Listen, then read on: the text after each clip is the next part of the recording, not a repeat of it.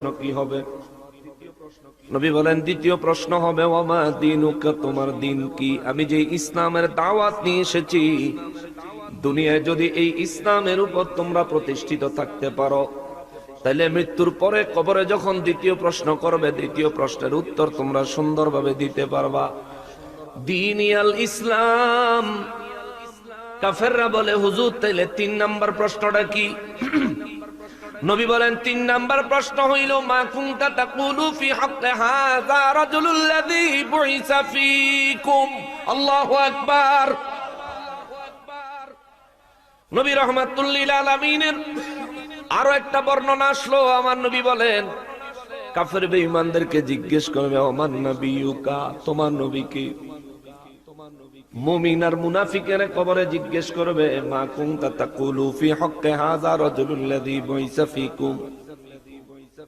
মুমিনের ওটা জিজ্ঞেস করব, মুনাফিকের ওটা জিজ্ঞেস করবে মা কুনতা তাকুলু ফি হাক্কি হাযা রাজুলুল্লাযী বুইসা ফীকুম।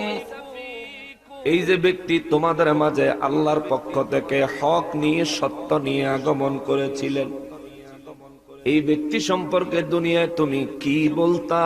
জোরে কন্না আল্লাহু আকবার।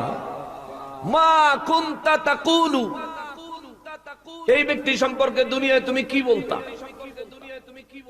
এখন বলল মুহাম্মদ সাল্লাল্লাহু আলাইহি ওয়াসাল্লাম তোমার রব। আমাদের হাড্ডি মাংস গলে পচে শেষ হয়ে যাওয়ার পরেও আমাদেরকে কিভাবে আবার বানাবেন? আল্লাহ কা হুজুর আমি জবাব দিচ্ছি, আপনি শুধু শোনায় দেন। জোরে কোন সুবহানাল্লাহ। রব্বুল আলামিন বলেন বিসমিল্লাহির রহমানির রহিম নাহনু খালাকনাকুম, আমি রব্বুল আলামিনই তো তোমাদেরকে সৃষ্টি করেছি। ফালাউলা তুসাদ্দিকুন, যদি আমি আল্লাহ তোমাদেরকে বানায় থাকি তাহলে তোমরা এটা বিশ্বাস করো না কেন? আমি রব্বুল ইজ্জাত তোমাদেরকে বানিয়েছি, এই কথা তোমরা বিশ্বাস স্থাপন করো না কেন? রব্বুল ইজ্জাত তারপরে বলেন আফারাআইতুম মা তুমনুন।